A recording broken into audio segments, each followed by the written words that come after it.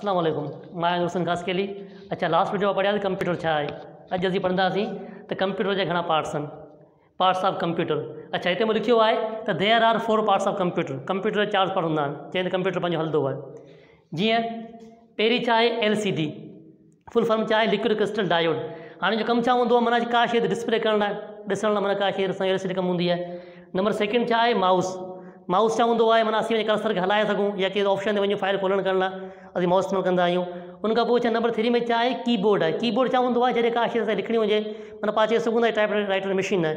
उन खां पोइ छा आहे CPU, C for central, P for processing, U for unit. हूंदो छा आहे, माना जेके माना इंस्ट्रक्शन कंप्यूटर जी आहे या पाण चई सघूं था जीअं माना LCD आहे, माउस आहे, कीबोर्ड आहे, हीअ कनेक्ट आहे CPU सां हूंदो आहे। इहो पूरो छा हिन खे प्रोसेस कंदो पियो आहे। अच्छा, हीअ टॉपिक जेके हुआ इहे थोरो असां शॉर्ट पाण डिफाइन कयासीं, त अलाह सां ख़ैर करे हाणे पाण नेक्स्ट वीडियो माना सही तरह डिफाइन कंदासीं। तेसीं मोकिलणी कोन्हे, वरी मिलंदासीं। अल्लाह हाफ़िज़।